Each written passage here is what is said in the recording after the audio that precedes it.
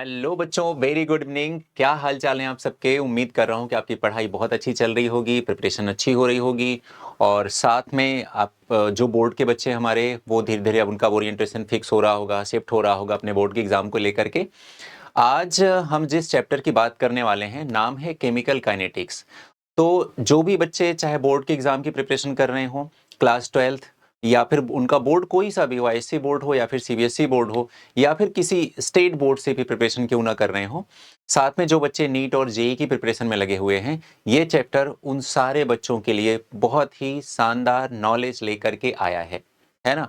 तो बहुत कुछ सीखने को मिलने वाला है और हर एक एग्जाम में इस चैप्टर का जो इम्पोर्टेंस है वो बहुत ज्यादा है ना।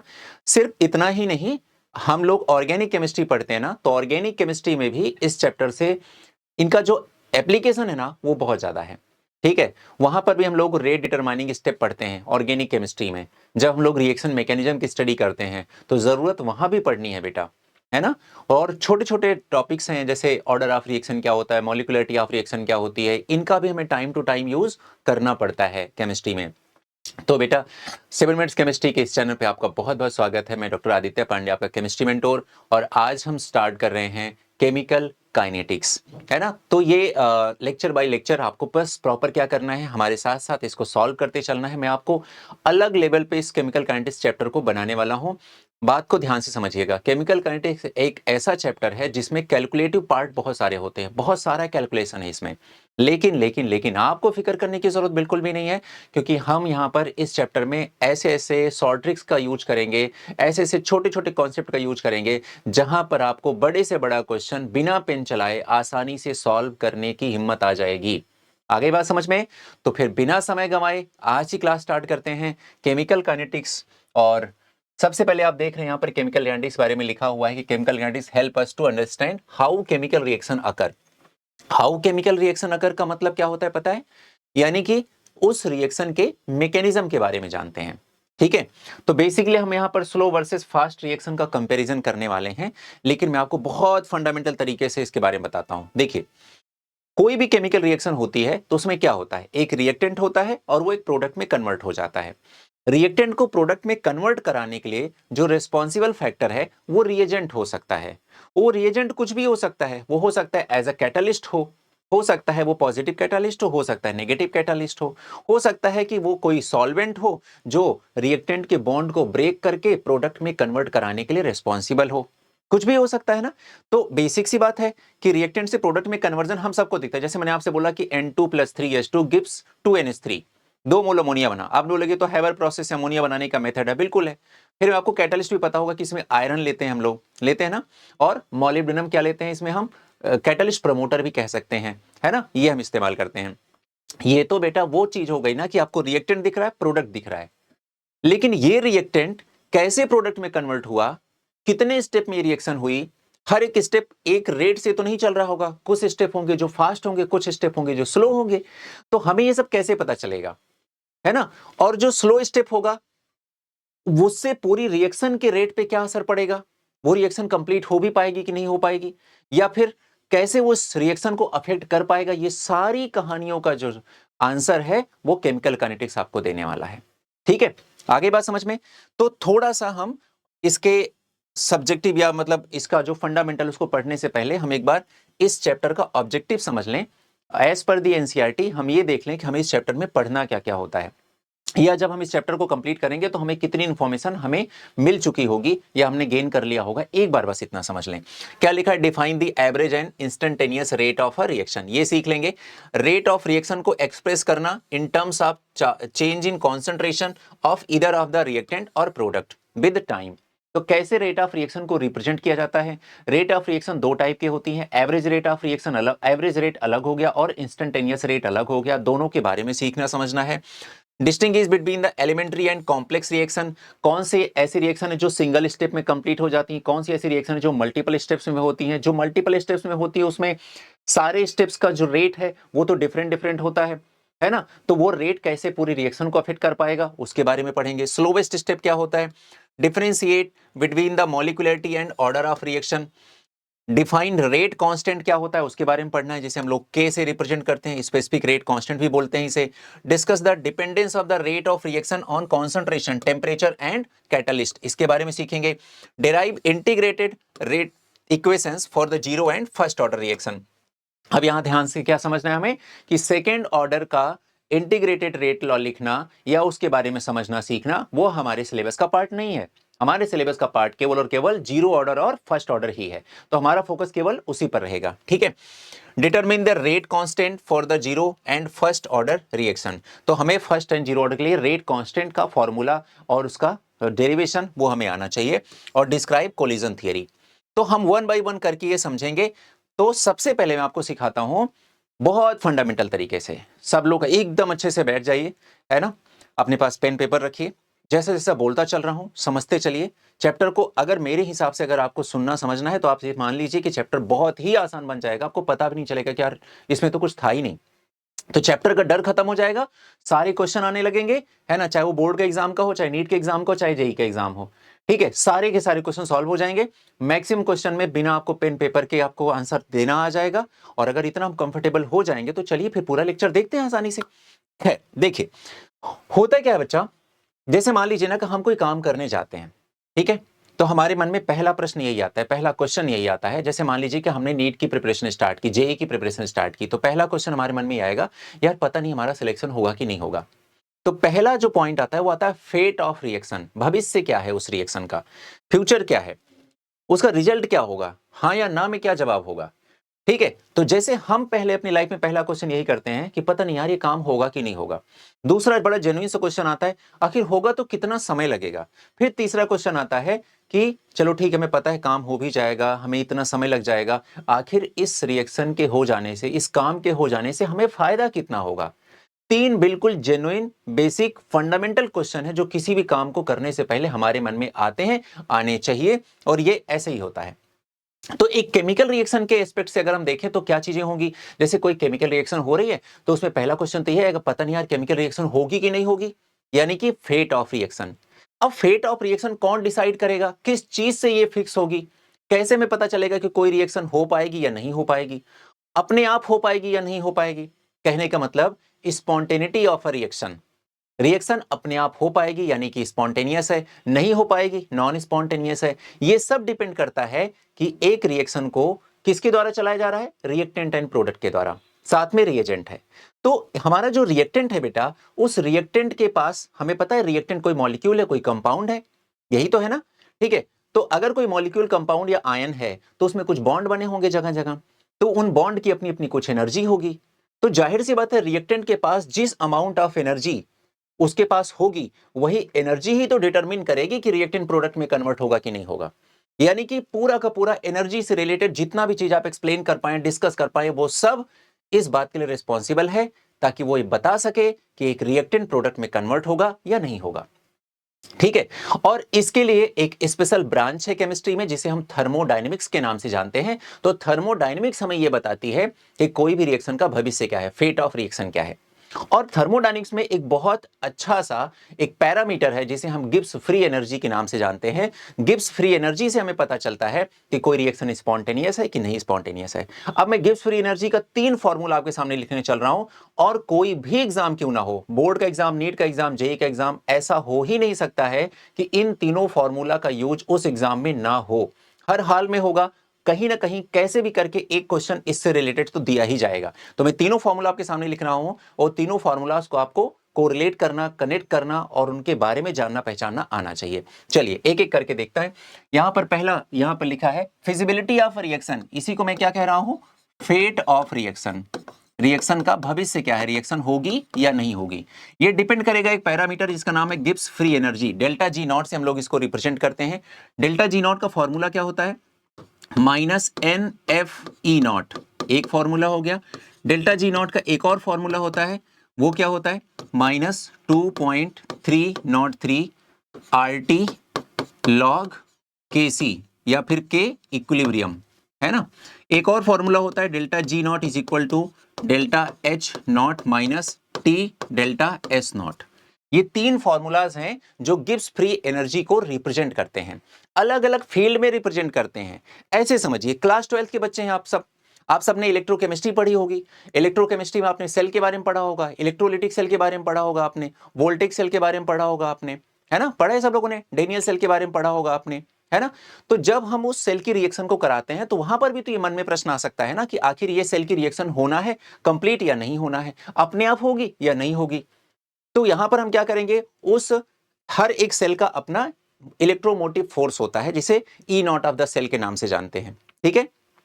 इलेक्ट्रोड पोटेंशियल कह सकते हैं आप उसे, एसआरपी एसओपी के बारे में पढ़ा होगा आपने। तो ये जो ई नॉट ऑफ द सेल है, देखिए यहां पर लिखा हुआ है, ठीक है, मैं यहां पर लिख दे रहा हूं ई नॉट ऑफ द सेल, ठीक है।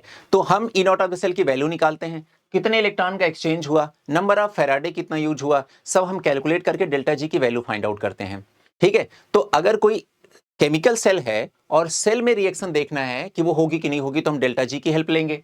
इसी तरह से अगर हमें कोई इक्विलिब्रियम के बारे में डिसाइड करना है कि ये इक्विलिब्रियम स्पॉन्टेनियस है या नॉन स्पॉन्टेनियस है, तो हम सेकंड वाला फॉर्मूला का यूज करेंगे। और अगर हमें थर्मोडायनेमिक्स में जाकर के चेक करना है तो यहाँ पर डेल्टा एच क्या होता है, एंथैल्पी ऑफ रिएक्शन, टी क्या है, temperature in kelvin, delta S क्या है यहाँ पर, एंट्रोपी ऑफ द रिएक्शन। तो अब देखो, जब पता लेफ्ट हैंड साइड में सब में डेल्टा जी लिखा है, राइट हैंड साइड में डिफरेंट पैरामीटर्स या फिर फॉर्मूलाज लिखे हुए हैं, आप मुझे बताओ, जब delta G is equal to ये हो सकता है, delta G is equal to ये होता है, तो ये इक्वल टू ये भी तो हो सकता है ना। और आजकल जो एग्जाम का ट्रेंड है बेटा, नीट और जेई का, इस तरह के क्वेश्चन देने के ट्रेंड बन रहे हैं जहां पर वो आपको क्या करेंगे, इक्विलिब्रियम कांस्टेंट की वैल्यू देकर के ई नॉट ऑफ द सेल आपसे क्वेश्चन में पूछा जा सकता है। तो आपको इन फॉर्मूलाज को आपस में कंपेयर करना भी आना चाहिए। सबको समझ में आ गया। जब मैं यहां से डेल्टा जी कैलकुलेट करूंगा तो डेल्टा जी की जो भी न्यूमेरिक वैल्यू आएगी, न्यूमेरिक वैल्यू उतनी इंपॉर्टेंट नहीं है जितना डेल्टा जी का साइन इंपॉर्टेंट है, ठीक है।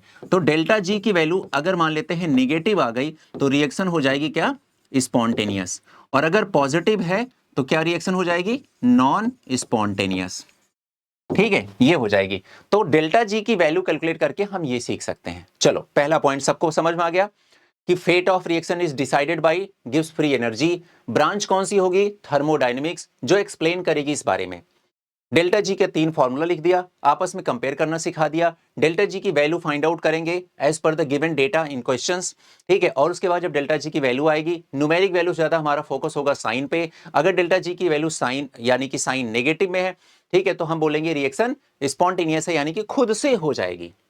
और अगर डेल्टा जी की वैल्यू पॉजिटिव आ गई तो रिएक्शन कैसी हो गई, नॉन स्पॉन्टेनियस, यानी कि उसे हमें कराने के लिए एफर्ट करना पड़ेगा, ठीक है। टेम्परेचर, प्रेशर, वॉल्यूम या आसपास कैटालिस्ट वगैरह ऐसे चेंज करना पड़ेगा कि रिएक्शन आसानी से हो जाए, ठीक है। इतनी बात समझ में आ गई।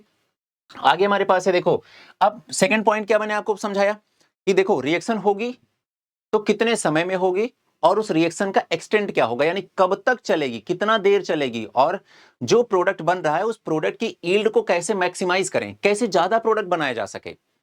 तो कब तक चलेगी यानी कि एक्सटेंट ऑफ रिएक्शन, और उससे हमें प्रोडक्ट को जैसे कैसे मैक्सिमाइज किया जा सके यानी कि यील्ड ऑफ रिएक्शन। और ये दोनों का दोनों डेटा और दोनों का दोनों इंफॉर्मेशन बताने के लिए एक सेपरेट ब्रांच है केमिस्ट्री में जिसका नाम है इक्विलिब्रियम। और इक्विलिब्रियम हम 2 टाइप का पढ़ते हैं, chemical equilibrium and ionic equilibrium, ठीक है। जब केमिकल्स का यूज हो, नॉर्मली कंपाउंड्स का यूज हो तो वो केमिकल इक्विलिब्रियम, आयंस का अगर उसमें इन्वॉल्वमेंट हो जाए तो आयनिक इक्विलिब्रियम।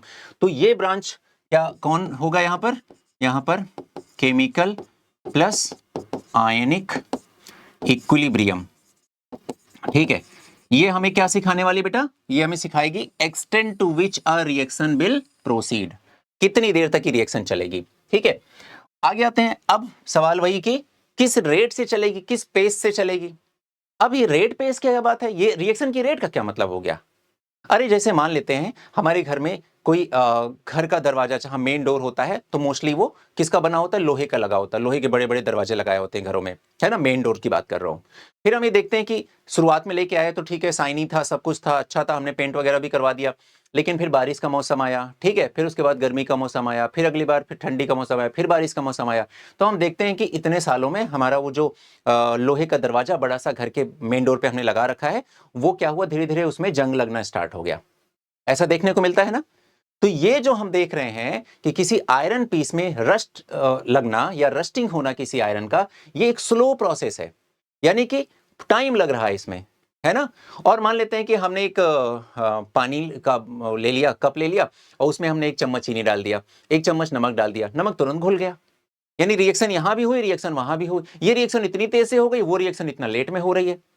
यानी कि देखो भैया, जो भी चेंजेस देखने को मिलते हैं जब रिएक्टेंट प्रोडक्ट में कन्वर्ट होता है, जब कोई एक सब्सटेंस किसी दूसरे फॉर्म में कन्वर्ट होता है, उसके फिजिकल स्टेट में चेंज होता है, केमिकल स्टेट में चेंज होता है, तो सब में एक प्रॉपर टाइम इंटरवल का कंजम्पशन होता ही होता है ना। तो वो टाइम इंटरवल, वो टाइम ड्यूरेशन बड़ा भी हो सकता है और छोटा भी हो सकता है। अगर टाइम ड्यूरेशन छोटा है तो रिएक्टेंट से प्रोडक्ट जल्दी बन जाएगा। आगे बात समझ में? ठीक है, और जल्दी बन जाएगा तो बोले तो बड़ी फास्ट रिएक्शन है, और अगर किसी काम को होने में समय लग रहा है तो हम बोलेंगे तो बड़ी स्लो रिएक्शन है। तो इस तरह से रिएक्शन की रेट बहुत इंपॉर्टेंट फैक्टर है। तो रिएक्शन की रेट को एक्सप्लेन करने के लिए कौन सी ब्रांच हमारी केमिस्ट्री बनाई गई है, उसका नाम है केमिकल काइनेटिक्स। तो ये जो केमिकल काइनेटिक्स हम लोग चैप्टर पढ़ रहे हैं, ठीक है, ये मेनली हमें क्या सिखाता है, ये मेनली हमें सिखाता है रेट या स्पीड ऑफ द रिएक्शन। ठीक है, आइए फिर फंडामेंटल थोड़ा थोड़ा हमारे बच्चों को समझ में आया होगा। देखो यहां क्या लिखा है, along with the feasibility and extent of reaction. Feasibility मतलब रिएक्शन होगी या नहीं होगी, एक्सटेंट मतलब क्या हुआ, कितने देर तक रिएक्शन चलेगी, यील्ड कैसे मैक्सिमाइज किया जा सके, pressure temperature volume inert gas को कैसे उसमें यूज किया जा सके कि प्रोडक्ट को और ज्यादा बनाया जा सके। इसी पर तो इंडस्ट्री चलेगी ना। इंडस्ट्री, मान लीजिए आपने हेवर प्रोसेस से अमोनिया बनाना सीखा, आपको लग रहा है अमोनिया ज्यादा बनना चाहिए, तो आप कैसे प्रेशर टेम्परेचर वॉल्यूम को चेंज करें कि वहां पर अमोनिया का प्रोडक्शन बढ़ सके। इसके लिए केमिकल इक्विलिब्रियम ही आपकी मदद करेगा। तो ये जो आप पढ़ रहे हैं ना, इनका सबका प्रैक्टिकल यूज है, इन सब का इंडस्ट्रियल लेवल पर यूज है, कमर्शियल लेवल पर यूज है। जब किसी भी हम केमिकल को प्रोड्यूस करते हैं, उसका प्रोडक्शन करते हैं, उसके प्रोडक्शन इन सब फैक्टर्स पर डिपेंड करता है। तो आज आप जो एक सैंपल के फॉर्म में कोई चैप्टर पढ़ रहे हैं, इंडस्ट्री में इसका बड़े लार्ज स्केल पर यूटिलाइजेशन है बच्चा, है ना। ऐसे नहीं कि बस हम ऐसे ही पढ़ रहे हैं, ठीक है। और जो नीट के बच्चे हैं मैं उनके लिए बता दूं, केमिकल काइनेटिक्स एक ऐसा चैप्टर है जो आपको एमबीबीएस में भी काम आने वाला है। एमबीबीएस में जब आप फार्मेकोलॉजी नाम का जो सब्जेक्ट है वो पढ़ेंगे, तो वहां पर कौन सी ड्रग्स कितनी ली जाए, कौन सी मेडिसिन कितनी ली जाए, और वो कितनी देर में असर करेगी, उसकी हाफ लाइफ क्या होगी, first order reaction, zero order reaction, ये आपको अभी से एमबीबीएस तक, फिर नीट के पीजी एग्जाम की प्रिपरेशन तक में भी काम आने वाला है। ठीक है, ये तो इतना इंपॉर्टेंट हो गया। आगे बात समझ में? चलिए देखिए यहां क्या लिखा है, for example which parameter determine as to. हाँ, तो मैं कह रहा था फिजिबिलिटी एंड एक्सटेंट के अलावा दो बातें और इंपॉर्टेंट है। पहला है rate of the reaction and factors controlling the rate of reaction. दो बातें और देखनी है कि जो भी केमिकल रिएक्शन हो रही है वो किस रेट से हो रही है, और साथ में ऐसे कौन कौन से फैक्टर हैं जो उस रेट को चेंज कर सकते हैं, अफेक्ट कर सकते हैं, डिटरमिन कर सकते हैं, उनके बारे में भी हमें पढ़ना चाहिए। तो हमें किसी केमिकल रिएक्शन के बारे में बताइए, जल्दी जल्दी बताइए क्या क्या पढ़ना चाहिए। तो आप बोलेंगे पहली चीज तो फिजिबिलिटी, यानी कि फेट ऑफ रिएक्शन, यानी कि रिएक्शन होगी कि नहीं होगी, और ये चीज हमें कौन बताएगा, थर्मोडायनेमिक्स। ठीक है, वहां पर हम पढ़ेंगे सबसे important parameter delta G not. ठीक है, गिब्स फ्री एनर्जी के नाम जानते हैं। Second point extent of reaction, या फिर हम कह सकते हैं कि यील्ड को कैसे मैक्सिमाइज करें, तो इक्विलिब्रियम पढ़ना पड़ेगा। फिर थर्ड रेट ऑफ रिएक्शन और फैक्टर्स अफेक्टिंग या controlling the rate of reaction, ये कौन एक्सप्लेन करेगा, केमिकल काइनेटिक्स करेगा। तो ये तीन ब्रांच और केमिस्ट्री के बारे में तीन बहुत ही महत्वपूर्ण किसी केमिकल रिएक्शन के बारे में इंफॉर्मेशन। ठीक है, चलिए which parameter determine how rapidly food gets spoiled. जैसे हम घर पे फल लेके आए, सब्जियां लेके आए, वो एक समय अंतराल के बाद, एक समय के पश्चात वो क्या हो जाती हैं, खराब हो जाती हैं। क्या कारण है, ऐसे कौन कौन से फैक्टर होते हैं जो उनको जल्दी खराब करने के लिए रिस्पॉन्सिबल होते हैं।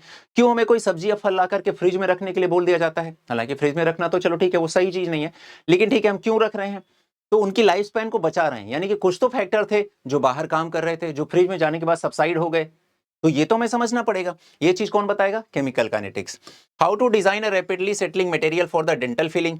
ठीक है, बहुत सारे ऐसे लोग होते हैं जिनको की डेंटल कैरीज हो जाती हैं, वहां पर डॉक्टर्स ऐसा बोलते हैं, जो डेंटल एक्सपर्ट्स होते हैं वो बोलते हैं कि यहाँ पर डेंटल फिलिंग करना पड़ेगा, है ना।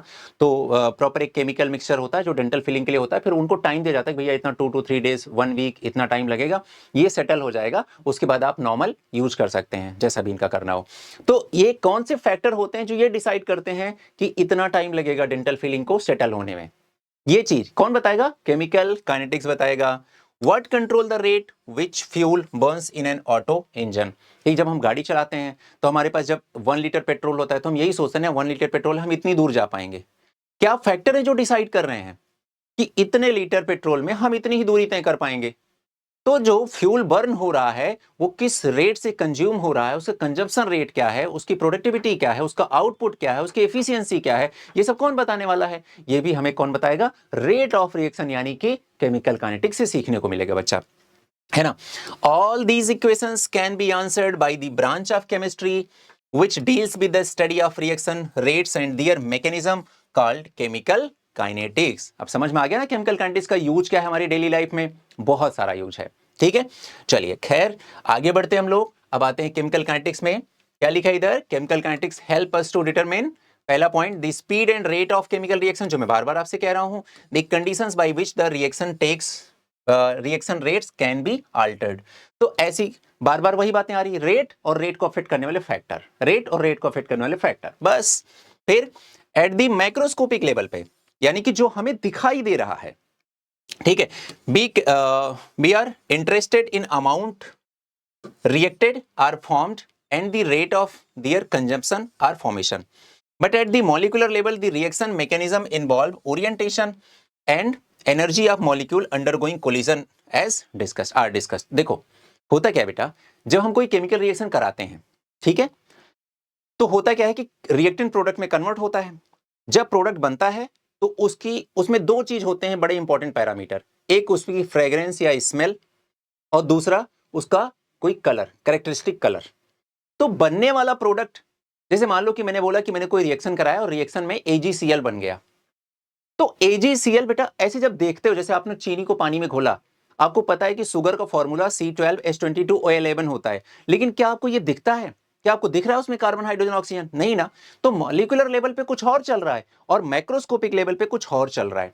मैक्रोस्कोपिक लेवल पे हम क्या चीज देखते हैं, फिजिकल चेंजेस को देखते हैं, जैसे कलर चेंज हुआ, जैसे स्मेल चेंज हुई, है ना, जैसे अमाउंट का कन्वर्जन, कि पहले इतना अमाउंट था अब इतना दिख रहा है, पहले ऐसे दिखता था अब गायब हो गया, पहले टर्बिडिटी ज्यादा थी अब कम हो गई, पहले कलर की इंटेंसिटी ज्यादा थी अब कम हो गई, या पहले कम थी अब ज्यादा हो गई। हम तो केवल फिजिकल चेंज देख सकते हैं ना यार, लेकिन अंदर क्या कहानी चल रही है मॉलिक्यूलर लेवल पे, वहां पर एनर्जी बैरियर्स होते हैं, ठीक है, वहां पर डिफरेंट टाइप की एनर्जीज का इन्वॉल्वमेंट होता है, वहां पर स्लो स्टेप और फास्ट स्टेप्स होते हैं, सबका आउटकम है जाकर के वो फाइनली रिएक्शन मैकेनिज्म का कंप्लीट होना और रिएक्टेंट से प्रोडक्ट का बनना। तो ये चैप्टर हमें बहुत ओपनली इसी बारे में डिस्कस करके बताने वाला है, जिसका यूटिलाइजेशन आगे भी केमिस्ट्री में बहुत अच्छे से होने वाला है। ठीक है, तो हमें बहुत सिंसियरली सीरियसली इस बात को समझना पड़ेगा।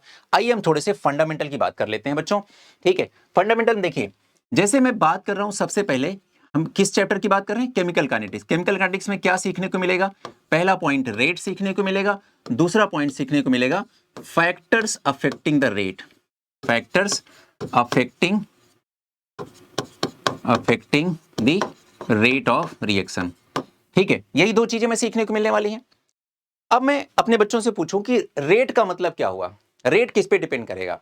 देखो मैंने एक गिलास पानी ले लिया, उसमें मैंने आधी चम्मच शुगर डाल दी, ठीक है, फिर मैंने उसको देखा, उसका एक शुगर सॉल्यूशन बनाया, शुगर सॉल्यूशन को चखा, तो मैंने बोला यार बहुत कम मीठा है, मैंने एक चम्मच शुगर और बढ़ा दी, फिर मैंने चखा थोड़ा मीठा बढ़ गया, है ना। कहने का मतलब रिएक्टेंट की कॉन्सेंट्रेशन बढ़ाते जाएंगे तो प्रोडक्ट का जो भी मतलब वो बनेगा, वो प्रोडक्ट की क्वालिटी चेंज होती जाएगी, यही होता है ना। तो मैं आपसे पूछूं कि बताओ कोई केमिकल रिएक्शन एक्चुअल में किस पे डिपेंड करती है, तो आप बोलोगे यानी कि कॉन्सेंट्रेशन ऑफ रिएक्टेंट पे डिपेंड करेगी, ऑफ कोर्स उसी पर डिपेंड करेगी। रिएक्टेंट का सब कुछ हमें जानना पड़ेगा, जैसे रिएक्टेंट सॉलिड स्टेट में है, लिक्विड स्टेट में है, गैस स्टेट में है। क्यों जानना पड़ेगा, क्योंकि गैसियस रिएक्शन फास्ट होती हैं, सॉलिड रिएक्शन जो होती है, सॉलिड रिएक्टेंट यूज होने वाली रिएक्शन स्लो होती हैं, इस वजह से जानना पड़ेगा। दूसरा पॉइंट, जो भी रिएक्टेंट है उसमें बॉन्डिंग कैसी है, क्या स्ट्रॉन्ग बॉन्ड है कि वीक बॉन्ड है, वो जानना बहुत जरूरी है। क्यों, क्योंकि स्ट्रॉन्ग बॉन्ड होगा तो बहुत लेट में ब्रेक होगा, लेट में ब्रेक होगा तो रिएक्टेंट से प्रोडक्ट भी लेट में बनेगा, तो रिएक्शन स्लो चलेगी। आगे बात समझ में। और क्या जानना चाहिए, हमें रिएक्टेंट का नेचर जानना पड़ेगा कि वो पोलर है कि नॉन पोलर नेचर है, क्योंकि वैसे ही जैसा अपना नेचर होगा वैसे ही दूसरे वाले नेचर के साथ वो रिएक्ट करेगा, वो चीज जानना जरूरी है। आगे बात समझ में। तो सोचो रिएक्टेंट के बारे में तो कितना कुछ पता होना चाहिए हमें। आप जिस रिएक्शन को कराने के लिए जा रहे हैं, जिसकी स्टडी करने जा रहे हैं, सबसे पहले आपको फंडामेंटल पता होना चाहिए। तो होता क्या है एक्चुअल में, देखो अगर मैं किसी रेट की बात करूं तो रेट डायरेक्टली प्रोपोर्शनल होता है कॉन्सेंट्रेशन ऑफ रिएक्टेंट। एकदम अच्छी खासी भली बात है, एकदम इसमें कोई कंफ्यूजन की बात नहीं रखनी है। लेकिन जब इस बात को माना गया कि हाँ भाई कॉन्सेंट्रेशन ऑफ रिएक्टेंट पर डिपेंड करता है, रेट बिल्कुल परफेक्ट है, कोई दिक्कत नहीं इसमें, लेकिन बाद में बहुत सारे एक्सपेरिमेंट इस चीज में फेल हो गए। जब कॉन्सेंट्रेशन को डबल किया गया तो रेट डबल नहीं हुई, यानी कि डायरेक्टली प्रोपोर्शनल जैसा कुछ नहीं होता है। एक फिर फैक्टर आया जो बार बार वेरिएबल फैक्टर था, उसे हम लोगों ने n के नाम से जाना, जिसे हम लोग बोलते हैं ऑर्डर ऑफ रिएक्शन। यानी कि rate is directly proportional nth power of concentration of reactant. ठीक है, जहां पर n क्या है, ऑर्डर ऑफ रिएक्शन। अब ऑर्डर ऑफ रिएक्शन क्या बोला है वो आने वाले टाइम पे हम लोग सीखेंगे। फिलहाल के लिए हम ये समझ जाते हैं कि ये एक रिलेशन इनमें पाया जाता है। अब रेट, अगर हम प्रोपोर्शनलिटी यहां से हटाते हैं तो हम क्या लगाएंगे, यहां पर हम कोई कांस्टेंट ले लेंगे तो वो क्या कहलाएगा, जैसे देखो rate of reaction is equal to, इसका नाम पड़ेगा बेटा रेट कांस्टेंट, ब्रैकेट में कॉन्सेंट्रेशन ऑफ रिएक्टेंट। ठीक है, पावर ऑर्डर ऑफ रिएक्शन। इसको रेट को कैसे लिखेंगे बेटा, हम लोग रेट को लिखेंगे आर से, या स्मॉल आर से भी लिख सकते हैं आप। चलिए मैं वही लिख देता हूं, स्मॉल आर से is equal to rate constant को हम लोग लिखेंगे के से, कॉन्सेंट्रेशन को हम लिखेंगे कैपिटल सी से, और पावर को लिखेंगे एन से। ठीक है, ये हो गया। तो हम इन शॉर्ट ऐसा लिखेंगे और आगे यही हम लोग कंटिन्यू करेंगे। अब देखो पूरा चैप्टर ना इसी पर है। सबसे पहले आपको पढ़ना है रेट के बारे में, डेफिनेशन पढ़नी है, कितने टाइप की रेट ऑफ रिएक्शंस होती हैं, ठीक है, यूनिट क्या होती है, कौन कौन से फैक्टर होते हैं जो इनको अफेक्ट कर सकते हैं, इतनी सारी बातें पढ़नी है रेट ऑफ रिएक्शन के बारे में। ग्राफ क्या हो सकता है, order of reaction rate of reaction में क्या रिलेशन हो सकता है, ठीक है, concentration of reaction and rate of reaction में क्या रिलेशन हो सकता है, उसके ग्राफ क्या हो सकते हैं। तो ऐसी सारी चीजें रेट ऑफ रिएक्शन के बारे में पढ़ना है। ठीक है, फिर आते हैं रेट कांस्टेंट। तो रेट कांस्टेंट की डेफिनेशन क्या होती है, रेट कांस्टेंट की यूनिट क्या होती है, रेट कांस्टेंट का रिप्रेजेंटेशन क्या होता है, ऐसे कौन कौन से फैक्टर्स हैं जो रेट कांस्टेंट को अफेक्ट कर सकते हैं। दूसरा पॉइंट ये हो गया। तीसरा, एन जो लिखा हुआ है, ये एन है क्या, order of reaction. Order of reaction क्या होता है, क्या ये एक्सपेरिमेंटल है, क्या ये थ्योरेटिकल है, इसकी वैल्यूज क्या क्या पॉसिबल हो सकती हैं। ऑर्डर ऑफ रिएक्शन के बिहाफ पे हम किसी भी कॉन्सेंट्रेशन ऑफ रिएक्टेंट को चेंज करके रेट ऑफ रिएक्शन को कैसे चेंज कर सकते हैं, ये भी पढ़ना पड़ेगा। तो पूरा का पूरा सिलेबस आपके सामने लिखा हुआ है, यही सिलेबस है। यहीं पर मैं एन की जगह पे 0 और 1 लिखूंगा तो 0 एंड फर्स्ट ऑर्डर की रिएक्शन बन जाएंगी, उनकी हाफ लाइफ निकालिए, उनका इंटीग्रेटेड रेट लॉ निकालिए। तो पूरा सिलेबस आपके सामने इतने छोटे में लिखा हुआ है। और कई सारे क्वेश्चन अगर आपको ये पता है तो डायरेक्टली इस पर भी सॉल्व कर सकते हैं। जैसे मैं बोल दूं एन 0 ऑर्डर है तो आप लिखेंगे एन की जगह पे 0, सी रेज टू द पावर 0, किसी की भी पावर 0 क्या होता है, 1 हो जाता है, यानी कि R इज इक्वल टू के हो जाएगा। तो मान लो क्वेश्चन आ गया कि for which order of reaction rate of reaction is equal to rate constant, तो आंसर क्या हो जाएगा, फॉर द 0 ऑर्डर रिएक्शन। इस वजह से ये भी बहुत इंपॉर्टेंट हो जाता है। तो ये आपका छोटा सा फंडामेंटल रहा, ठीक है, जो आपको समझना सीखना जानना था। अब आते हैं, मैंने कहा कि अब चूंकि रिएक्शन दो टाइप की होती है, मैंने कहा फास्ट एंड स्लो, तो ऐसा नहीं है, एक्सट्रीम की बातें नहीं है, बीच में एक मॉडरेट रिएक्शन भी हो सकती है। तो देखो यहां पर मैंने क्या लिखा, very fast reaction, moderate reaction and very slow reaction. Very fast reaction या इंस्टेंटेनियस रिएक्शन, पलक झपकते ही जिसमें हमें चेंजेस देखने को मिल जाएं। सबसे अच्छा एग्जांपल क्या है इसका, आयनिक रिएक्शन। वेरी फास्ट रिएक्शन का और एक एग्जांपल हो सकता है जैसे न्यूक्लियर एक्सप्लोजन रिएक्शन हो गई, बहुत ही फास्ट, है ना। उसके बाद देखिए इधर लिखा है very slow reaction. Very slow reaction का मतलब जैसे रस्टिंग ऑफ आयरन, मैंने बताया बहुत टाइम लगता है ना, सब्जी के सड़ने में, फलों के सड़ने में, इन सब में बहुत टाइम लगता है, ये सब वेरी स्लो रिएक्शन हो गई। तो वेरी फास्ट रिएक्शन में आयनिक रिएक्शन, न्यूक्लियर एक्सप्लोजन हो गया, इधर हो गया रस्टिंग, और कुछ ऐसी भी रिएक्शन होती है जिसमें बहुत ना कम समय लगता है ना बहुत ज्यादा समय लगता है। देखिए वेरी फास्ट रिएक्शन में ना बेटा, आयनिक रिएक्शन में तो इतना कम समय लगता है, 10 टू द पावर -9 से -8 सेकंड में रिएक्शन कंप्लीट हो जाती है, इतना जल्दी इसका रिजल्ट आ जाता है। तो ये ऐसा भी हो सकता है, ठीक है। कुछ एग्जांपल से देखते हैं, आपके सामने यहाँ पर क्या लिखा हुआ है, देखिए एक ये आयरन का मतलब डोर बना हुआ है और इसमें प्रॉपर रस्टिंग आपको दिख रही है, ठीक है। यहाँ पर ये सब जिस तरह से दिख रहा है यही रस्ट है, और रस्ट का फॉर्मूला बेटा हमारे हर बच्चे को पता होना चाहिए, Fe2O3.XH2O, ये रस्ट का फॉर्मूला है। ये न्यूक्लियर एक्सप्लोजन की रिएक्शन है, तो ये बहुत स्लो, ये बहुत फास्ट रिएक्शन हो गई, ठीक है, समझ में आ रहा है। नेक्स्ट अपने पास देखो, जैसे ये है, मान लीजिए यहाँ पर हमने कोई केमिकल डाला और इसमें तुरंत कलर चेंज आ गया, तो ये बहुत फास्ट रिएक्शन कहलाएगी, है ना। उसके बाद जैसे ये अपने पास एप्पल है, ये थोड़े समय बाद क्या हो जाएगा, यहाँ पर ये सड़ जाएगा, है ना। तो ये सड़ जाएगा तो इसके सड़ने में समय कितना लगेगा, ऐसे तो नहीं लाते ही सड़ गया, टाइम लगेगा, हफ्ते भर लगेगा, 6 दिन लगेगा, 10 दिन लगेगा, 15 दिन लगेगा। तो इसका मतलब एक बहुत स्लो रिएक्शन के एग्जाम्पल में इसे रखा जा सकता है,